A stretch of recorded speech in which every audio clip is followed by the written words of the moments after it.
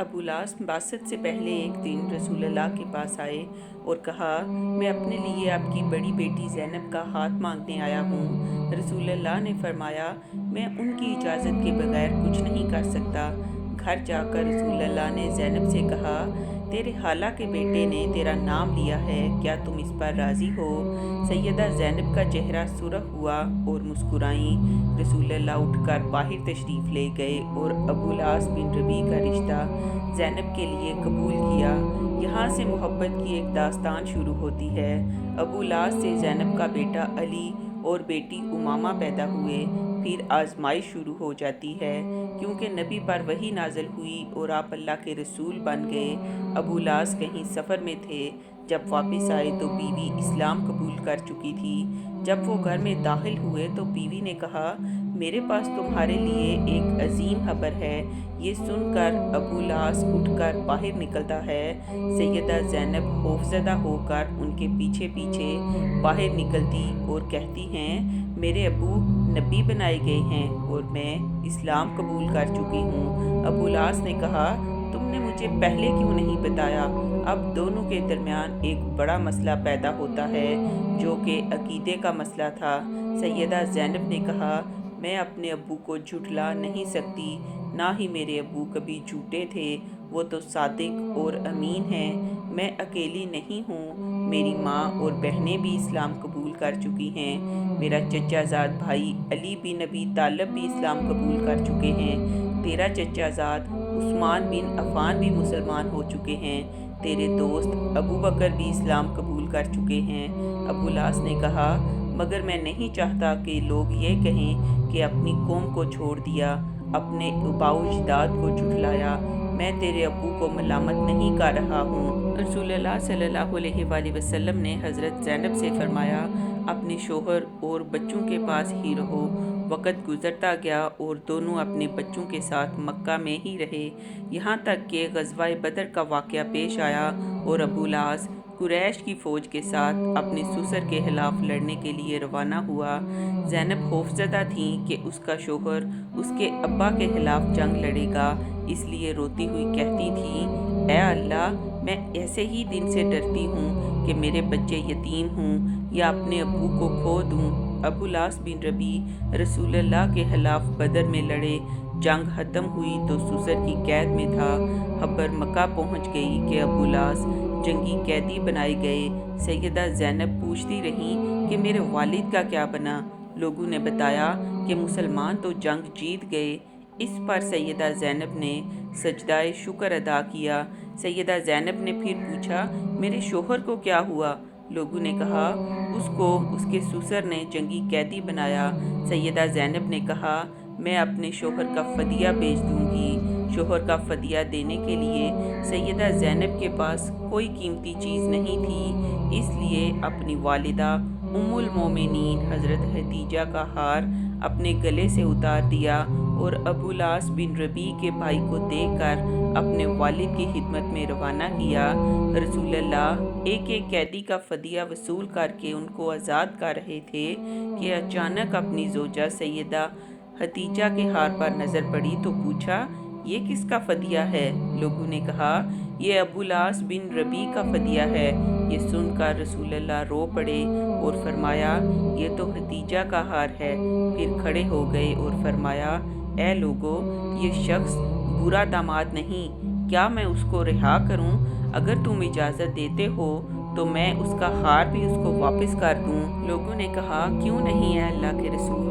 رسول اللہ نے ہار ابو لاس کو تھما دیا اور فرمایا، زینب سے کہو کہ خدیجہ کے ہار کا خیال رکھے۔ پھر فرمایا، اے ابو لاس، کیا میں تم سے تنہائی میں کوئی بات کر سکتا ہوں؟ ان کو ایک طرف لے جا کر فرمایا، اے ابو لاس، اللہ نے مجھے کافر شوہر اور مسلمان بیوی کے درمیان جدائی کرنے کا حکم دیا ہے، اس لیے میری بیٹی کو میرے حوالے کرو گے؟ ابو لاس نے کہا، جی ہاں۔ دوسری طرف سیدہ زینب شوہر کے استقبال کے لیے نکل کر مکہ کے داخلی راستے پر ان کی راہ دیکھ رہی تھیں۔ جب ابو لاس کی نظر اپنی بیوی پر پڑی تو فوراً کہا، میں جا رہا ہوں۔ سیدہ زینب نے کہا، کہاں؟ ابو لاس نے کہا، تم اپنے باپ کے پاس جانے والی ہو۔ سیدہ زینب نے کہا کیوں؟ ابو العاص نے کہا میری اور تمہاری جدائی کے لیے جاؤ، اپنے باپ کے پاس جاؤ۔ سیدہ زینب نے کہا کیا تم میرے ساتھ چلو گے اور اسلام قبول کرو گے؟